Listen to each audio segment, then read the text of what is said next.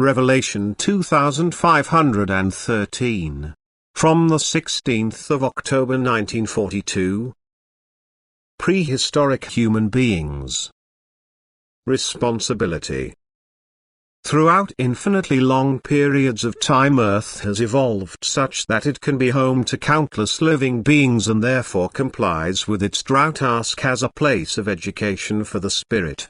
During this time of evolution, the living beings still had a different nature. They were more or less akin to the evolving Earth as far as any living being was at all able to live. There were numerous developmental periods, and from a certain point onwards Earth was able to shelter living beings on its surface.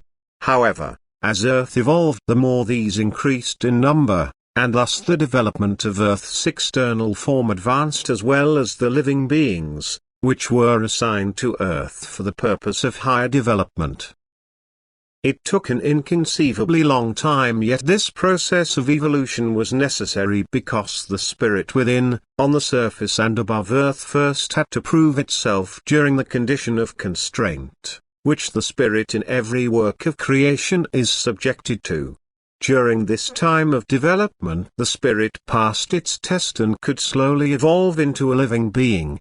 The living conditions were considerably more difficult, but it asserted itself and gradually evolved into some kind of human being which, however, was completely different from the present-day human being. The being was still constrained, that is, it acted instinctively. To some extent it was still guided and did not of its own free will and intellect.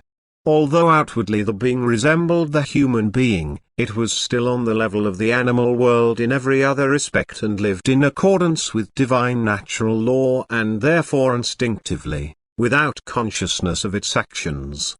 This being was not accountable yet. Its life was subject to the law of compulsion, motivated by its inherent instincts, which in turn expressed themselves in the beings in accordance with divine will.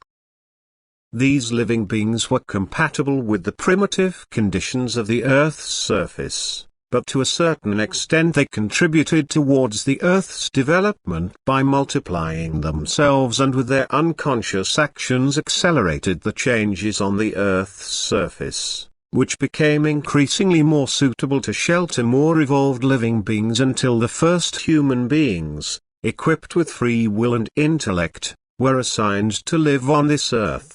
They could make use of everything on Earth and, instructed by God Himself, live or were supposed to live a conscious life, which was the actual meaning and purpose of their embodiment on Earth.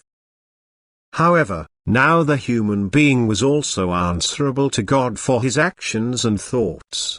He had achieved a certain degree of maturity which enabled him to live in keeping with God's will, and in view of this ability he now was also responsible how he used his life, since it was up to him to utilize all his gifts. However, he was informed of the consequences of his life during this incarnation on Earth, and thus he is able to make use of his free will. Amen.